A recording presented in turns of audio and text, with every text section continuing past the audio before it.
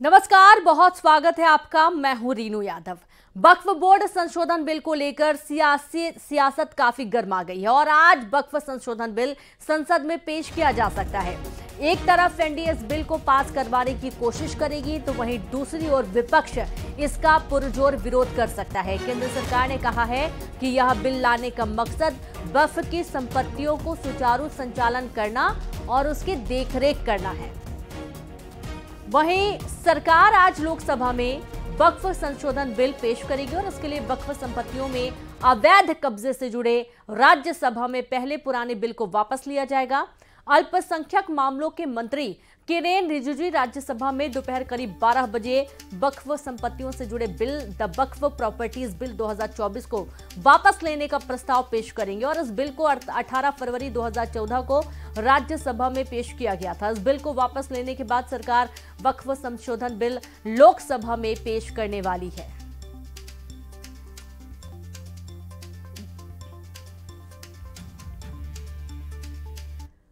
वहीं लोकसभा में पेश होगा वक्फ बोर्ड बिल के खिलाफ स्थगन प्रस्ताव लाएगी कांग्रेस। बिल के इंट्रोडक्शन का विरोध करेगी कांग्रेस। टीएमसी, एसपी, डीएमके भी बिल का विरोध करेंगी। बड़ी खबर आपको दे रहे हैं, जहां लोकसभा में पेश होगा वक्फ बोर्ड बिल और बिल के खिलाफ स्थगन प्रस्ताव लाएगी कांग्रेस, जहां बिल के इंट्रोडक्शन का विरोध कांग्रेस करेगी। टीएमसी, एसपी, डीएमके भी बिल का विरोध करने वाले हैं।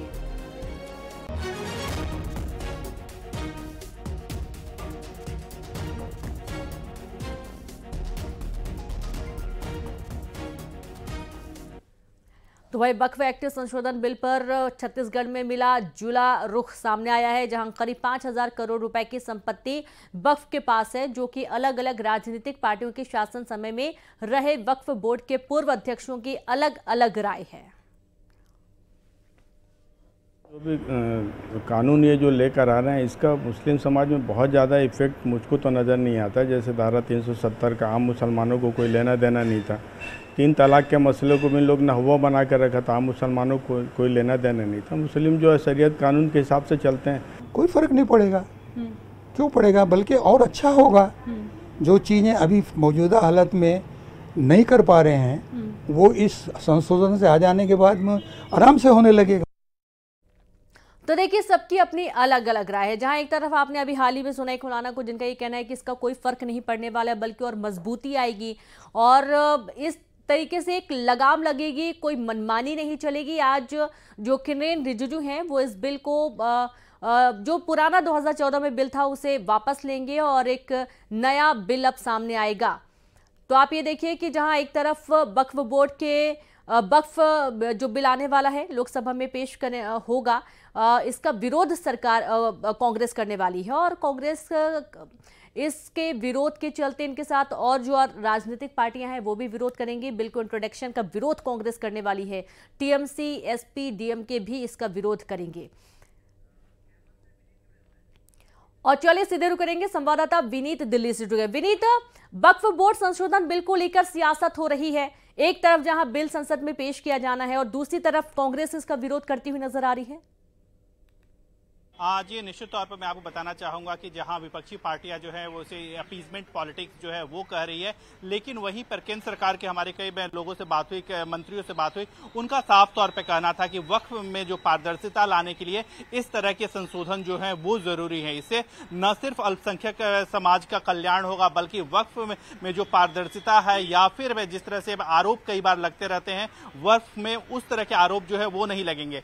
एक बड़ी बात यहाँ पर मैं आपको बताना चाहूंगा कि जब हमारी बात हुई थी तब सरकार के मंत्रियों से उस वक्त उनका साफ तौर पे कहना था कि जो बिल लाया जा रहा है, जो इस तरह के ड्राफ्ट आ रहे हैं, इस तरह के जो ड्राफ्ट हैं उसमें कहीं ना कहीं जो पुराने जो रिपोर्ट थे, चाहे वो रहमान कमेटी की रिपोर्ट हो या फिर सच्चर कमेटी की जो रिपोर्ट है या सच्चर कमेटी की जो सिफारिशें हैं, उसी के आधार पर जो है वो वक्फ का बोर्ड में जो है वो लाया जाएगा। साफ तौर पर उनका कहना है, सत्ताधारी पक्ष का जो है वो कहना है कि रहमान कमेटी की जो रिपोर्टें हैं उस पर पर जो है वो कांग्रेस के काल में आई थी, जो सच्चर कमेटी थी वह भी कांग्रेस के काल में आई थी, और इसी के आधार पर जो है वो नया कानून जो है वो बनाया जाएगा। एक बड़ी बात यहां पर मैं आपको बताना चाहूंगा कि सरकार का साफ तौर पर यह भी कहना है कि इस कानून पर जब बिल को जो है वो लोकसभा में पेश किया जाएगा या फिर उसको राज्यसभा में ले जाया जाएगा, उस वक्त जो है वो इस पर डिस्कशन होगा, और इस डिस्कशन में जब विपक्षी पार्टियों की ओर से जो सुझाव दिए जाएंगे उस सुझाव पर भी जो है वो विचार किया जाएगा। लेकिन बिना बहस के पहले ही इस बिल को खारिज करना, ये सरकार की ओर से लगातार साफ तौर पर कहा जा रहा है कि यह ठीक नहीं है। लेकिन वहीं पर अगर हम विपक्षी पार्टियों की बात करें तो विपक्षी पार्टियों का साफ तौर पर कहना था कि कहीं न कहीं सरकार जो है वो अपीसमेंट पॉलिटिक्स कर रही है, और इसके लिए अल्पसंख्यक समुदाय के जो लोग हैं उनके खिलाफ जो है सरकार जो है वो काम कर रही है। इस तरह के आरोप जो है वो विपक्षी पार्टियों का है। लेकिन साफ तौर पर सरकार का यह साफ तौर पर कहना है कि वक्त में पारदर्शिता लाने के लिए इस तरह के बिल की जरूरत जो है वो है, और इसी कड़ी में केंद्रीय अल्पसंख्यक मामलों के मंत्री किरण रिजिजू जो है वो आज लोकसभा में बिल लाएंगे। जी बिल्कुल, बहुत शुक्रिया आपका विनीत तमाम जानकारी साझा करने के लिए। तो आज ये बिल आएगा और आप ये देखिए कि इसको लेकर किस तरीके के स्थिति बनेगी सदन के अंदर, ये भी देखना होगा। फिलहाल लोकसभा में वक्फ बोर्ड को लेकर एक नया बिल आना है और किरेन रिजिजू इस बिल को लेकर आने वाले हैं। बारिश के बाद डेंगू ने अब डंक मारना भी शुरू कर दिया है। एमपी के इंदौर में हालात बिगड़ने लगे हैं। पिछले 72 घंटे में 2 दर्जन यानी कि करीब 24 नए मामले सामने आए हैं और इस सीजन में अब तक 201 मरीज सामने आ चुके हैं। ये आंकड़े कह रहे हैं कि डेंगू ने पैर पसारना शुरू कर दिया है। सोमवार को 8 मरीज मिले तो वहीं मंगलवार को 10 और बुधवार को 6 नए मरीज सामने आए हैं। मतलब ये कि हर रोज आर्थिक राजधानी में डेंगू के नए मरीज मिल रहे हैं। हालांकि जिन क्षेत्रों में डेंगू के मरीज मिले हैं वहां लार्वा सैंपल लेकर छिड़काव किया जा रहा है। सीएमएचओ डॉक्टर बीएस सत्या का कहना है कि लोगों से बार बार अपील की जा रही है कि वह अपने घरों के आसपास पानी को जमा होने ना होने दें।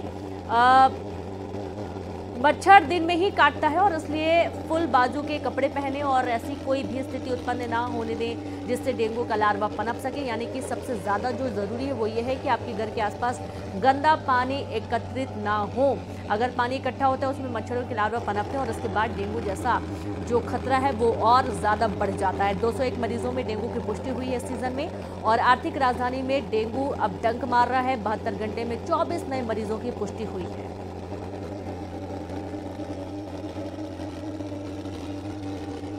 तो अपने आसपास दवाइयों को छिड़काव करें। घर के अंदर आप व्यवस्था बना के रखें, दरवाज़ों को खिड़कियों को बंद करके रखें या फिर आप उसमें नेट का इस्तेमाल कर सकते हैं। आप बाकायदा जो मच्छर विरोधी जो दवाइयाँ होती हैं उसका भी इस्तेमाल करिए। बच्चों में खास तौर पर इस समय देखा जाता है कि एक अलग तरीके का इफ़ेक्ट नज़र आ रहा है। अगर मच्छर बच्चों को काटते हैं तो उनको बहुत ज़्यादा बड़े रैशेज़ हो जाना, बड़े दाग हो जाना, लगातार खुजली होना, फिर उसे ज़ख्म में वो बदल जाते हैं। तो बच्चों में इस तरीके की जो गड़बड़ियाँ देखी जा रही हैं, इसे दूर रखने के लिए आपको ज़्यादातर फुल कपड़े पहनना है, बच्चों को भी पहनाने हैं ताकि मच्छरों से बचा जा सके। और लगातार डेंगू के जो मरीज सामने आ रहे हैं उसके बाद से स्वास्थ्य विभाग के लिए ये एक बड़ी परेशानी बन चुका है।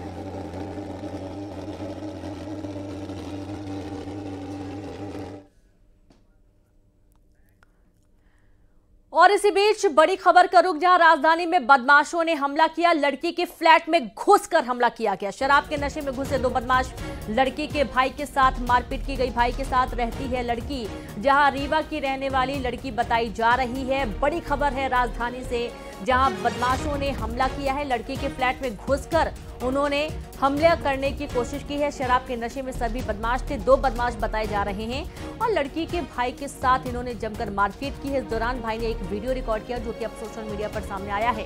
रीवा की रहने वाली लड़की बताई जा रही है। 2 बदमाश घर में घुस गए, मारपीट करने लगे, शराब के नशे में थे। और एक बार आप सुनिए इस दौरान किस तरीके का हंगामा। लड़की का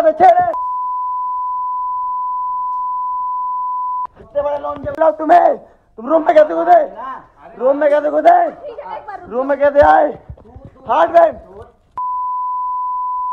वीडियो बना। हाँ ठीक है, रूम में कैसे घुसे? लड़की का छेड़े तुम्हें, तुम रूम में कैसे घुसे? रूम में कैसे घुसे? और अब आपको दो तस्वीरें दिखा रहे हैं कि कैसे राजधानी में हंगामा हो रहा है, और ये अब आपको दो तस्वीरें दिखाने जा रहे हैं कैसे राजधानी भोपाल में बदमाशों के हौसले बुलंद है। जहां बदमाशों ने लड़की के फ्लैट में घुसकर मारपीट की थी, तो वहीं कल की एक घटना है जब राजधानी में रचना टावर में घुसकर बदमाशों ने 15 लाख की लूट की वारदात को अंजाम दिया था। और ये दो घटनाएं एक एक दिन में घटित हुई हैं, और यहां से ये साफ जाहिर होता है कि बदमाश कितने बेखौफ हैं, कानून का कोई डर नहीं है। भोपाल का ये पूरा मामला जहां पर कल बदमाशों ने एक फ्लैट में घुसकर 15 लाख की लूट की वारदात को अंजाम दिया, और दूसरी तरफ आप देखेंगे लड़की के फ्लैट में घुसकर उसके भाई के साथ मारपीट की गई। रूम में कैसे घुसे? रूम में कैसे आए? हाथ में शहडोल में सिपाही ने राहगीरों से मारपीट की। शराब के नशे में धुत सिपाही ने मारपीट की है। पैसों की मांग पूरी न होने पर मारपीट का आरोप लगा है। वाहन चेकिंग के नाम पर पैसे मांगने का आरोप लगा। आरोपी सिपाही को निलंबित कर दिया गया। जैतपुर थाना क्षेत्र के झीक बिजुरी चौकी का ये पूरा मामला बताया जा रहा है। खबर शहडोल से है। सिपाही ने राहगीरों से मारपीट की है। शराब के नशे में धुत सिपाही ने मारपीट की। पैसों की मांग पूरी न होने पर मारपीट का आरोप लगा है। वाहन चेकिंग के नाम पर पैसे मांगने का आरोप लगा। आरोपी सिपाही को निलंबित भी कर दिया गया है। ये देखिए जो वीडियो सामने आया है, सिपाही ने राहगीरों से किस कदर मारपीट की है, और ये मारपीट क्यों की गई है, पूरा मामला अब जांच का विषय है। दरअसल शराब के नशे में धुत था, और उसके बाद इसने हंगामा करना शुरू कर दिया। जब लोगों ने इसका विरोध किया तो मारपीट करने लगा। पैसों की मांग कर रहा था, और नहीं देने पर इसने मारपीट की है। वाहन चेकिंग के नाम पर पैसे की डिमांड कर रहा था ये सिपाही। आरोपी सिपाही को निलंबित कर दिया गया है। जैतपुर थाना क्षेत्र के झीक बिजुरी का ये पूरा मामला बताया गया।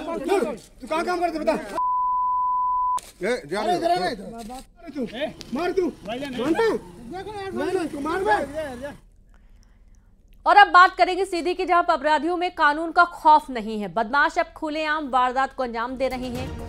ताजा मामला कोतवाली थाना क्षेत्र के सम्राट चौक का है, जहां बदमाशों ने ट्रैफिक पुलिस के सामने ही एक बस ड्राइवर की जमकर पिटाई कर डाली। बस में मौजूद यात्रियों ने मोबाइल कैमरे में मारपीट की पूरी वारदात को रिकॉर्ड कर लिया। फिलहाल पुलिस ने 3 लोगों पर मामला दर्ज कर लिया है। बड़ी खबर आपको दे रहे हैं सीधी से। अपराधियों में कानून का खौफ नहीं है। बदमाश अब खुलेआम वारदात को अंजाम दे रहे हैं। ताजा मामला कोतवाली थाना क्षेत्र के सम्राट चौक का है, जहां बदमाशों ने ट्रैफिक पुलिस के सामने ही एक बस ड्राइवर की जमकर पिटाई कर डाली।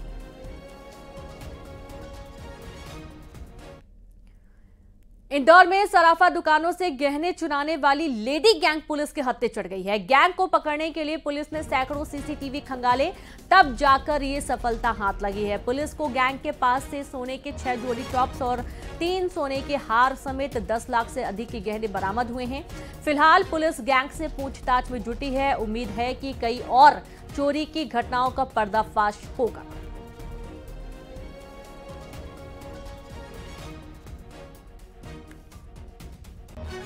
और सीधे रुक करेंगे, संवाददाता मिथिलेश जुड़ गए। मिथिलेश, सराफा दुकानों से गहने चुराने वाली लेडी गैंग का खुलासा हुआ है?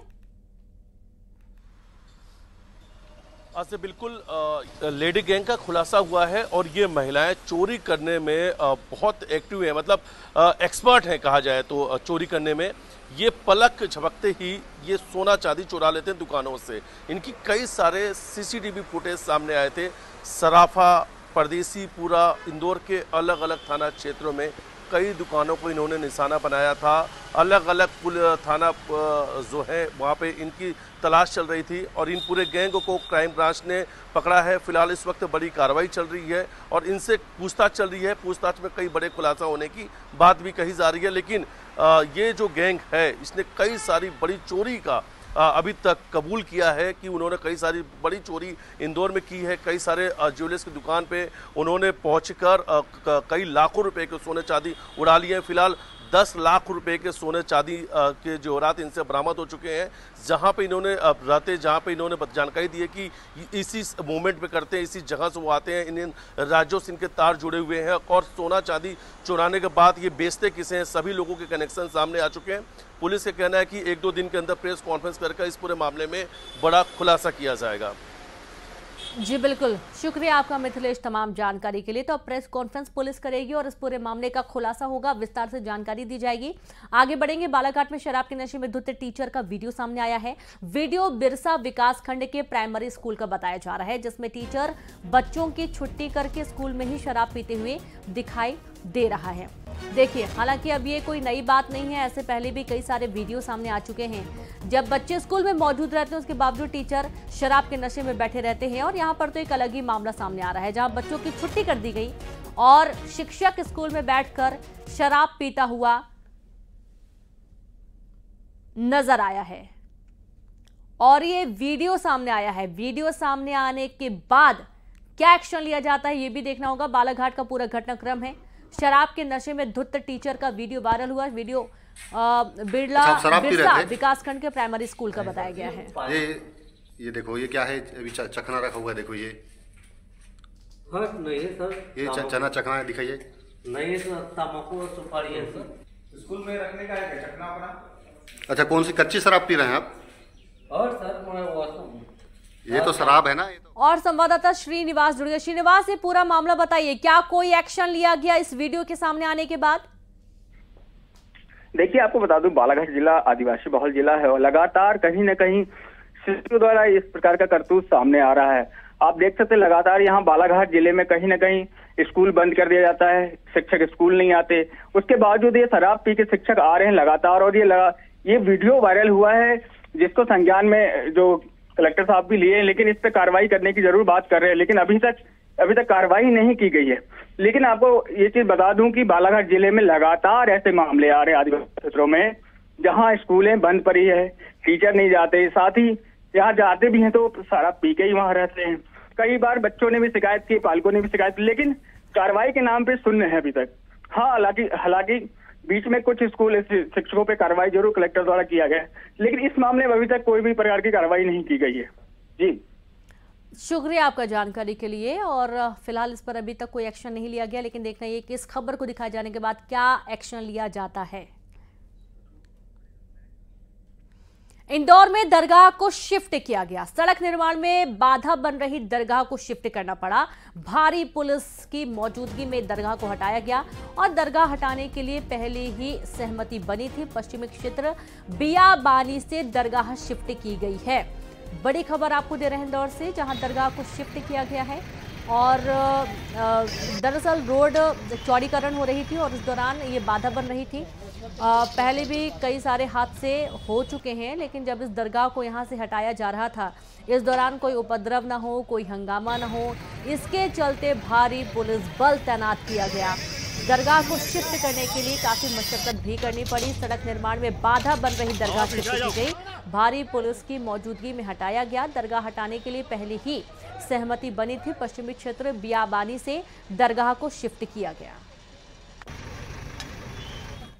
मुरैना में पुलिस वन विभाग की संयुक्त टीम ने रेत माफियाओं पर शिकंजा कसते हुए अवैध रेत के डंपर पर छापामार कार्रवाई की है, जहां पर 1000 ट्रॉली से अधिक की रेत को नष्ट किया गया। प्रशासन की इस कार्रवाई से रेत माफियाओं में हड़कंप मचा हुआ है।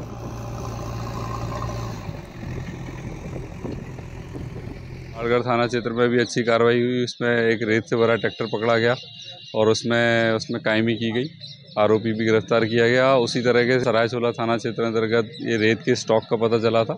उस रेत के स्टॉक का नष्टीकरण किया गया। उसमें पुलिस के अलावा फॉरेस्ट विभाग के जो है लोग भी शामिल थे, फॉरेस्ट और राजस्व के लोग। खबर बैतूल से, जहां मुल्ताई का ताप्ती सरोवर ओवरफ्लो हुआ। सूर्य मंदिर की सीढ़ियों से बह रहा पानी, सुंदर झरने जैसा दिख रहा नजारा। ताप्ती मंदिर में 2 फीट तक सरोवर का पानी देखा गया। मंदिर में लोगों की आवाजाही पर प्रतिबंध लगा है। खबर बैतूल से है। मुल्ताई का ताप्ती सरोवर ओवरफ्लो हो चुका है और ये देखिए तस्वीरें। सूर्य मंदिर की सीढ़ियों से पानी बह रहा है। सुंदर झरने जैसा नजारा दिखाई दिया है। ताप्ती मंदिर में 2 फीट तक सरोवर का पानी, मंदिर में लोगों की आवाजाही पर भी प्रतिबंध लगा।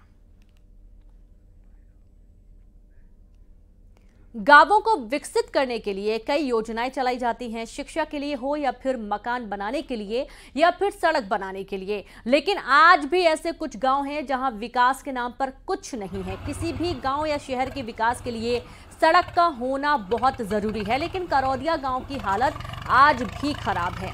यहाँ शहर तक पहुँचने के लिए सड़क नहीं है। एक नदी है जो गर्मियों में सूख जाती है तो लोग आसानी से शहर पहुँचते हैं, लेकिन जैसे ही बारिश पानी से लबालब भरती है तो लोगों को तैर कर जाना पड़ता है। ये हाल कई सालों से जस के तस बने हुए हैं। ग्रामीण प्रशासन से सड़क की मांग कर रहे हैं, आश्वासन भी मिलता है लेकिन नहीं मिलता तो वो है सड़क। इसलिए हम लोग स्कूल नहीं जा पाते हैं 10-10 दिनों तक। जब पुल बना रहता तो पुल से आते थे, नहीं तो जब घुसते हैं तो बहाव इतना पानी का तो बह जाते हैं, तो फिर उसी साइड रह जाते हैं उस साइड। मेरे को यहाँ बहुत परेशानी हो रही है आवागमन सर। हमारे बच्चे लोग स्कूल नहीं जा पा रहे हैं, हम लोग भी नहीं जा पा रहे हैं कहीं। अभी कल से हम लोग यहाँ कैद में हैं, मतलब कोई भी आवागमन नहीं है। आवागमन का कोई साधन नहीं है, सिर्फ हम लोग किसी तरह पैर के या कि लकड़ी के पुल बनाते हैं। पिछले साल बनाए थे, वो भी टूट गया। इसके बाद हम लोग कंधे में ले जाकर बच्चों को ले जाते उस पार। यहाँ रोड के कारण के लड़का बच्चे स्कूल नहीं जाने पाते, इसलिए बीमार हो जाते हैं तो पैदल जाना पड़ता है। अभी कलेक्टर मैडम को कॉल किया तो उधर से कुछ जवाब नहीं आया, और सीएमओ साहब का भी वर्तमान में मोबाइल बंद आ रहा है। मैं निकाय के माध्यम से, नगर परिषद न्यू रामनगर निकाय से जो भी प्रारंभिक मूलभूत यहाँ की समस्या को कम करने में प्रयास होगा उसको करूंगी, और टेम्परेरी व्यवस्था दूंगी कि आवागमन सुचारू रूप से चल सके। जानकारी में आया है, हालांकि जब बारिश हुई थी तब भी एक बार मेरे सामने ये मुद्दा आया था। तो अभी जैसे कि एसडीएम रामनगर से भी बात हुई है कि वहाँ पर हम कुछ ऐसी व्यवस्था करेंगे जिससे कि बारिश के दिनों में दिक्कत ना हो, लेकिन परमानेंट उसका हल निकालने के लिए जो है उसके बारे में भी हम प्रयास करेंगे। तात्कालिक व्यवस्था जरूर हम सुनिश्चित।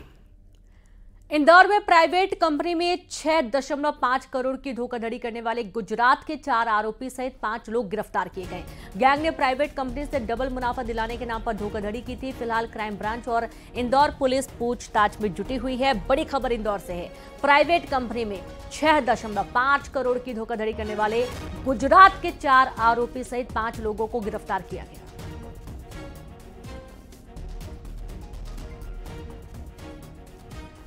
भिंड में चंबल नदी से निकलकर मगरमच्छ ग्रामीण इलाकों में जा पहुंचा। मगरमच्छ को देखते ही ग्रामीणों में हड़कंप मच गया। जहां ग्रामीणों ने घटना की जानकारी वन विभाग को दी, जिसके बाद मौके पर पहुंचे वन विभाग के कर्मचारियों ने बड़ी मशक्कत के बाद मगरमच्छ का रेस्क्यू करते हुए उसे चंबल नदी में छोड़ दिया।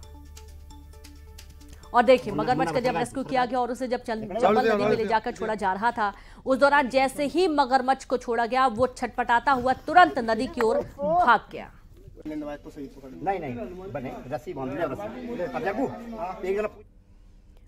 सीएम डॉक्टर मोहन यादव ने उद्योगपतियों से मुलाकात की। बेंगलुरु में मुख्यमंत्री ने मुलाकात की। बेंगलुरु से निवेश लाने की तैयारी हो रही है। दिन भर चलेगा बैठकों का दौर, जहां सीएम डॉक्टर मोहन यादव का बेंगलुरु दौरा है और इस दौरे के दौरान वो उद्योगपतियों से मुलाकात कर रहे हैं। दरअसल मध्य प्रदेश में ज्यादा से ज्यादा निवेश लाने को लेकर ये लगातार बैठक मुख्यमंत्री कर रहे हैं। सीएम ने उद्योगपतियों से मुलाकात की, चर्चाएं हुई हैं।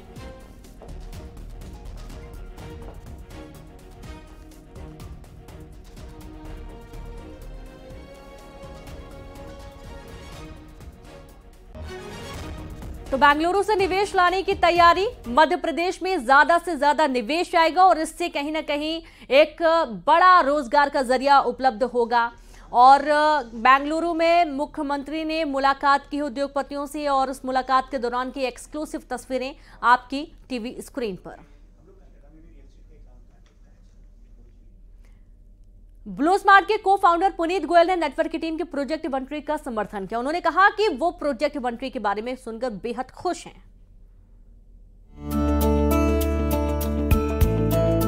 I'm extremely happy to hear about Network 18 initiative Project One Tree. I mean, for reasons it's called Tree of Life, or trees give us life, is very, very important for all of us to ensure that, in a lifetime we do give towards or invest towards planting more trees. At Blue Smart we're doing it, and we also look forward. I'm sure everybody will do that in their lifetime.